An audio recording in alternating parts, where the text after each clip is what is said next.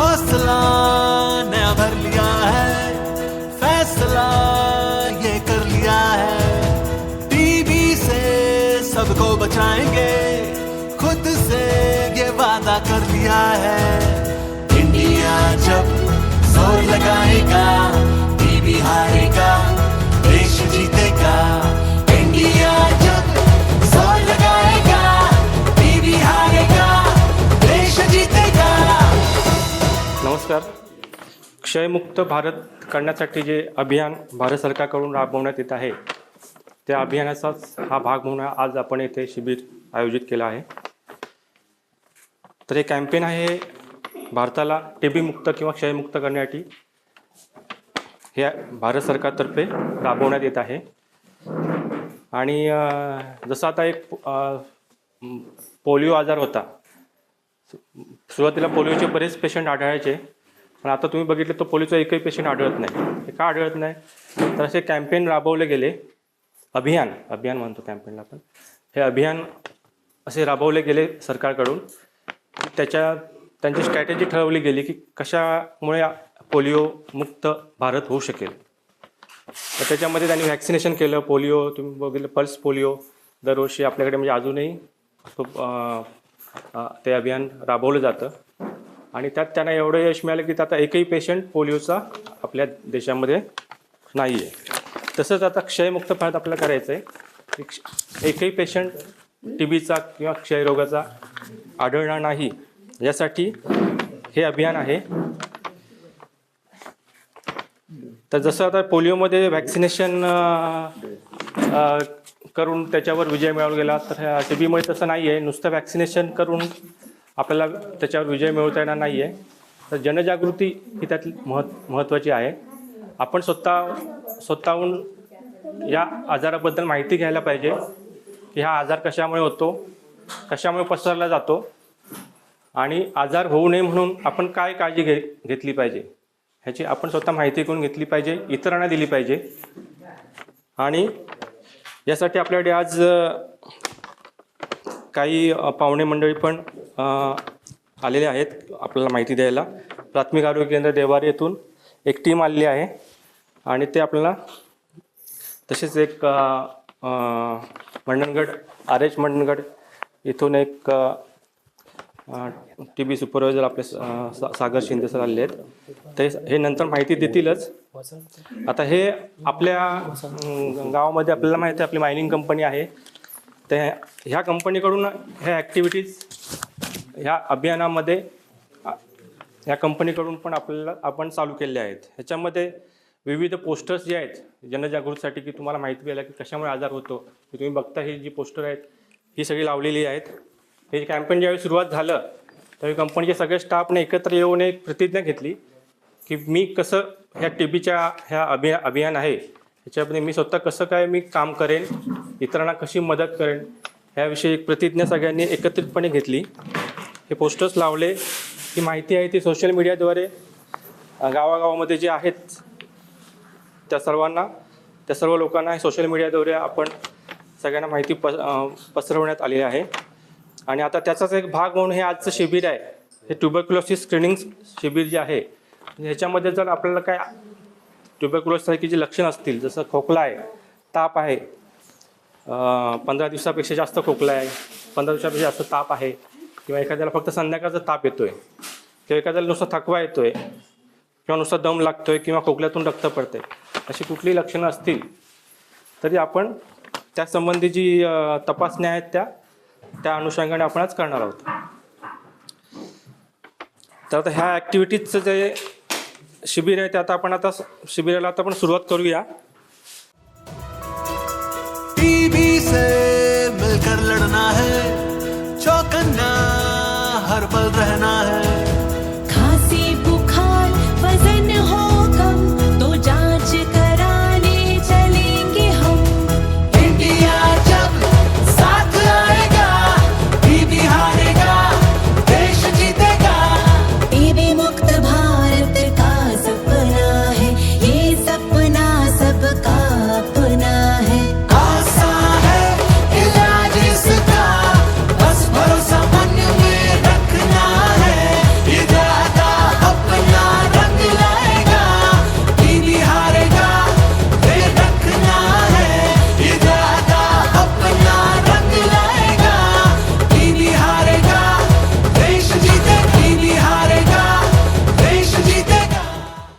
बघायला आपल्याकडे सागर शिंदे जे TB सुपरवायझर आहेत ते आले आहेत. एक थोडक्यात माहिती देतील ते आपण सर्वांनी व्यवस्थित ऐकूया आणि त्याप्रमाणे आपण त्याचं पालन करूया. माझं नाव सागर शशिकांत शिंदे. मी तालुका TB सुपरवायझर म्हणून ग्रामीण रुग्णालय मंडणगड येथे काम करतो.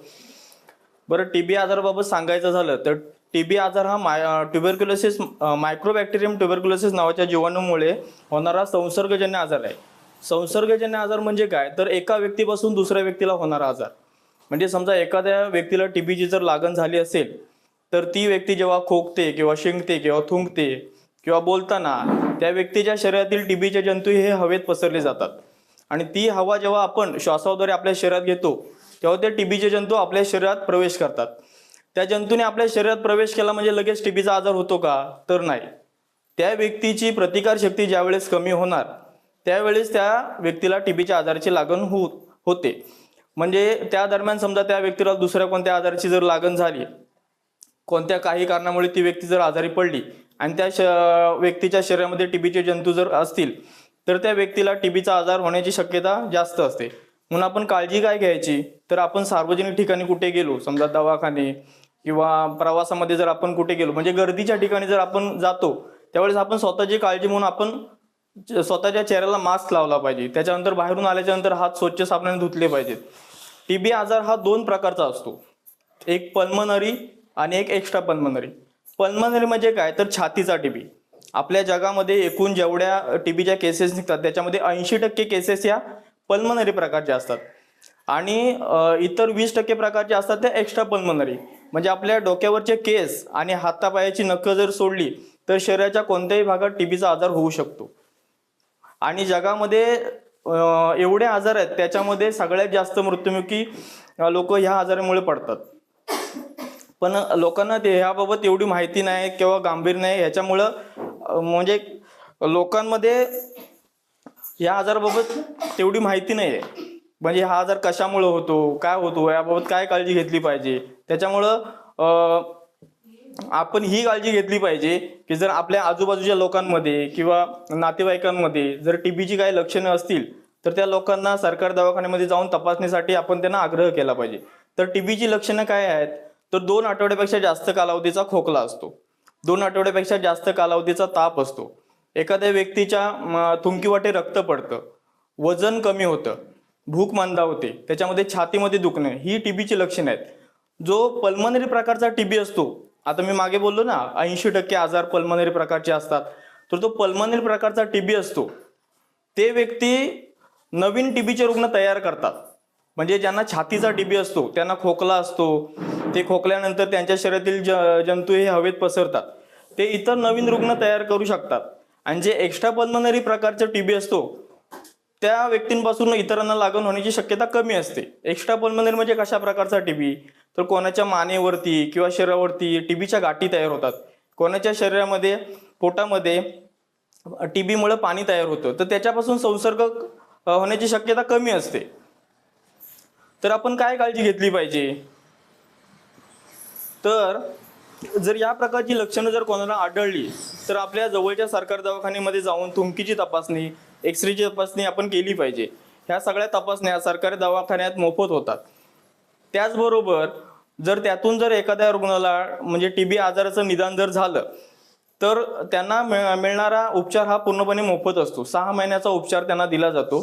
त्यांना घरीच मेडिसिन घ्यायचं असतं, फक्त त्यांनी दवाखान्यामध्ये जाऊन ते मेडिसिन घ्यायचं असतं. त्यासाठी ट्रीटमेंट सपोर्टर म्हणून आपल्या गाव पातळीवरती आशा स्वयंसेविका असतात, त्या त्यांना 6 महिन्याची व्यवस्थित ट्रीटमेंट देतात. त्यासाठी शासनाकडून काही योजना राबवल्या जातात. एक TB रुग्णाला दर महिन्याला 500 रुपये मानधन भेटतं. म्हणजे गोळ्या तर शासन देतेच तुम्हाला, मग त्याचबरोबर तुम्हाला पोषण आहारासाठी शासनाकडून 500 रुपये भेटतात. ह्या नोव्हेंबरपासून त्याच्यामध्ये पण वाढ करून ते 1000 रुपये करण्यात आले. म्हणजे जर एखाद्या रुग्णाला 6 महिन्याची ट्रीटमेंट द्यायची असेल तर प्रति महिना 1000 असे 6000 रुपये शासनाकडून त्या रुग्णाला दिले जातात. कशासाठी, तर त्याचा आजार लवकरात लवकर बरा व्हावा म्हणून. त्याचबरोबर त्या पेशंटला व्यवस्थित ट्रीटमेंट देण्यासाठी आशा स्वयंसेविका यांना 6 महिन्यासाठी 1000 रुपये मानधन दिलं जातं. हे एवढे शासन प्रयत्न करते. त्याचबरोबर एक थुंकी नमुना म्हणजे आता हे ते आपण TB स्क्रीनिंगचा कॅम्प घेतलाय, बरोबर. TB स्क्रीनिंग म्हणजे आपण काय करणार आहोत, तर ज्यांना TBची लक्षणं म्हणजे खोकला किंवा ताप, वजन कमी झालं, ही ज्यांना लक्षणं दिसतात त्यांची आपण आज इथे तपासणी आपण करून घेणार आहोत. तर ही एक तपासणी करण्यासाठी आशा स्वयंसेविका यांना प्रति रुग्ण 50 रुपये मानधन दिलं जातं. म्हणजे एवढा ह्या प्रोग्रामसाठी शासन खर्च करतंय. तर आपली फक्त एवढीच जबाबदारी आहे की ही लक्षणं जर कोणाला उद्भवल्यास आपल्या आजूबाजूला नातेवाईकांमध्ये जेव्हा कुठे आपण काम करत असू, तर अशी जर लक्षणं कोणाला जर उद्भवली तर त्यांना लगेच सरकार दवाखान्यामध्ये जाऊन त्यांची स्वतःची तपासणी करण्यास आपण सांगायचं आहे त्यांना. ठीक आहे. आता हा आजार हवेतून पसरतो, बरोबर. तर ह्याचा सगळ्यात जास्त धोका कोणाला असतो? जर एखाद्या व्यक्तीला टीबीची लागण झाली तर त्याच्या घरच्यांना जास्त धोका असतो की नाही? कारण ती व्यक्ती म्हणजे त्यांच्याच घरच्यांच्या सहवासामध्ये कंटिन्यू राहणार आहे. तर त्यासाठी शासनाने आता CYTB टेस्ट नावाचं एक वॅक्सिन काढलंय. म्हणजे समजा एखाद्या घरामध्ये टीबीचा रुग्ण असेल तर त्या घरातल्या सगळ्या व्यक्तींची आपण तपासणी करून घेतो. ती एक टेस्ट आहे, ती टेस्ट आपण करून घेतो. म्हणजे घरातील इतर व्यक्तींच्या शरीरामध्ये टीबीचे जंतू आहेत की नाही त्या टेस्टद्वारे समजतात. आणि जर तसं जर असेल तर मग त्या व्यक्तींना आपण गोळ्या चालू करतोय की भविष्यात त्यांना टीबीचा आजार होऊ नये म्हणून. त्याचबरोबर आता पुढे काही वर्षामध्ये अडल्ट BCG वॅक्सिनेशन येणार आहे. म्हणजे 60 वर्षावरील व्यक्तींना, कारण उतरत्या वयात ह्या आजाराची लागण होण्याची शक्यता जास्त आहे. तर 60 वर्षावरील व्यक्तींना BCG वॅक्सिनेशनचा पण एक प्रोग्राम आपल्याकडे येणार आहे. तो लवकरच चालू होईल, त्याचा पण फायदा होईलच. त्याच्यामुळे आणि या आजाराबाबत जर कोणाला काही माहिती नसेल, जर कोण दुर्लक्ष करत असेल तर त्याचा परिणाम असा होतो की जर एखाद्या व्यक्तीने जर समजा वेळेत जर उपचार घेतला नाही तर तो एका वर्षभरामध्ये 10 ते 15 नवीन रुग्ण तयार करू शकतो. त्याच्यामुळं आपली ही जबाबदारी राहील की जर असा कोणी रुग्ण किंवा कोणाला जर या प्रकारची लक्षणं जर आढळली तर त्यांना लगेचच सरकारी दवाखान्यामध्ये जाऊन किंवा आपले जे आरोग्य कर्मचारी असतात गाव पातळीवरती त्यांना त्या सूचना देऊन त्यांच्या आवश्यक त्या सगळ्या तपासण्या करून त्यांना लवकरात लवकर उपचार चालू करावा. पहिला टीबी म्हणजे महारोग असं समजलं जायचं. म्हणजे टीबी झाला म्हणजे म्हणजे त्या रुग्णाला महारोग झाला, त्या व्यक्तीला वेगळं ठेवलं जायचं, त्याची भांडी त्याची कपडे वेगळे ठेवले जायचे. तर आता तेवढं काय करायची गरज नाही, कारण ह्याच्यावरती हा आजार पूर्णपणे बरा होणारा आजार आहे. व्यवस्थित ट्रीटमेंट घेतली तर हा आजार पूर्णपणे बरा होतो. टीबीचा आजार झाला म्हणजे ते नॉर्मल इन्फेक्शन असतं 6 महिन्यासाठीचं. 6 महिन्याच्या गोळ्या देऊन टीबी रुग्ण हा पूर्णपणे बरा होतो. आणि ज्या रुग्णाला या टीबी आजाराची लागण झालेली असते त्याला जर आपण त्याच्या बरोबर जर आपण अशी वागणूक ठेवली तर तो रुग्ण अगोदरच खचलेला असतो, तो अजून खचून जातो. तर त्याला असं न करता आपण त्याला आधार दिला पाहिजे. त्याला सांगितलं पाहिजे की बाबा हे तुझं मेडिसिन आहे, तू रोज घे, 6 महिन्यामध्ये तू व्यवस्थित कव्हर होशील. आणि काळजी घ्यायची झाली तर जोपर्यंत त्या व्यक्तीला खोकला आहे तोपर्यंत त्याला थोडंफार सांगायचं की थोडे दिवस तू मास्क वापर. 1-1.5 महिन्याचं मेडिसिन घेतल्याच्या नंतर त्याला पूर्णपणे खोकला त्याचा बंद होतो. मग अशा व्यक्तीपासून होणारा संक्रमण हे कमी होतं. तर एवढी जबाबदारी घ्यायची आहे की आपल्या आजूबाजूला नातेवाईकांमध्ये जर कोण रुग्ण जर आढळल्यास लगेच आमच्या कर्मचाऱ्यांना कळवा किंवा स्वतः तुम्ही जाऊन तपासणी करून घेतलात तरी पण चालेल. यासाठी पण इन्फॉर्मंट म्हणून एक सुविधा आहे.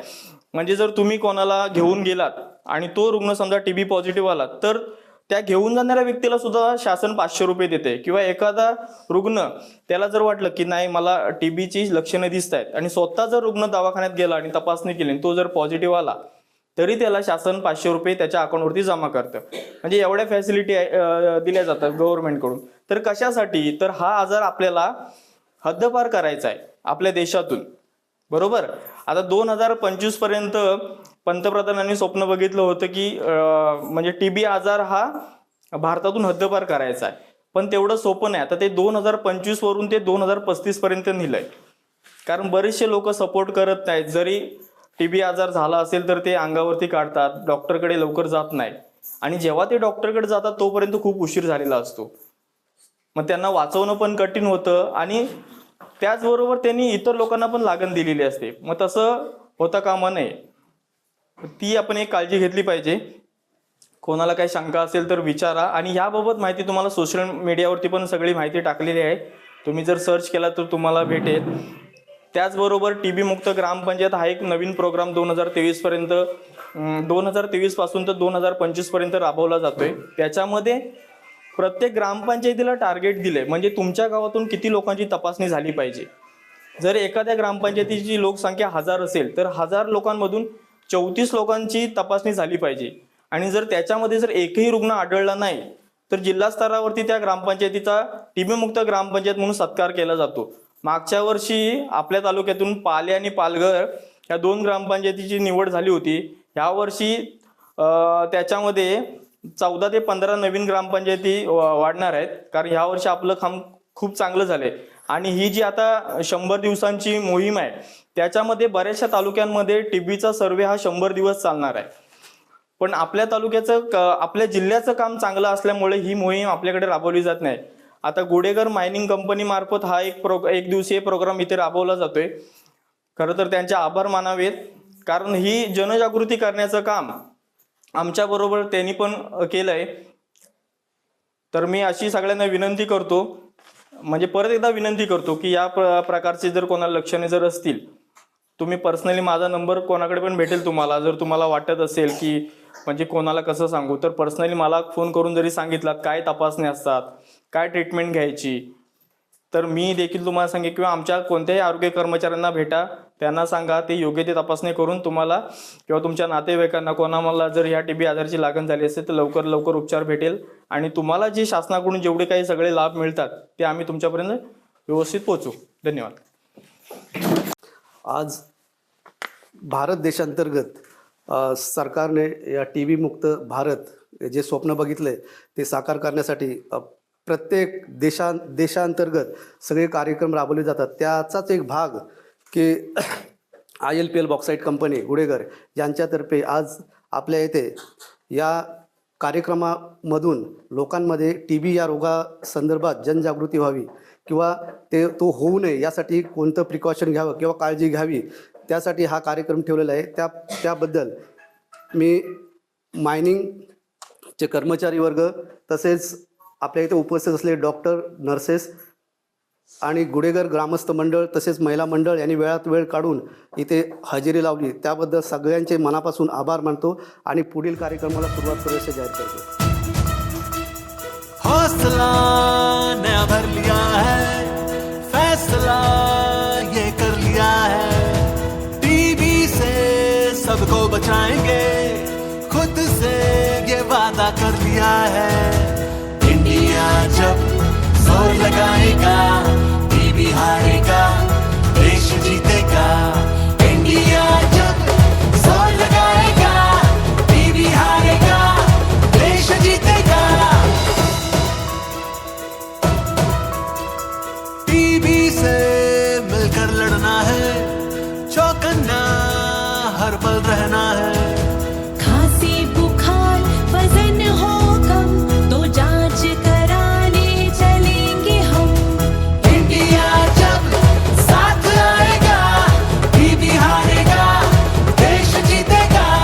TB मुक्त भारत का सपना है, ये सपना सबका अपना है. आसान है इलाज इसका, बस भरोसा मन में रखना है. इरादा अपना रंग लाएगा, TB हारेगा, देश जीतेगा. तो आइए आज ही सब लेते हैं एक संकल्प, भारत को TB मुक्त बनाने का. तभी तो TB हारेगा, देश जीतेगा.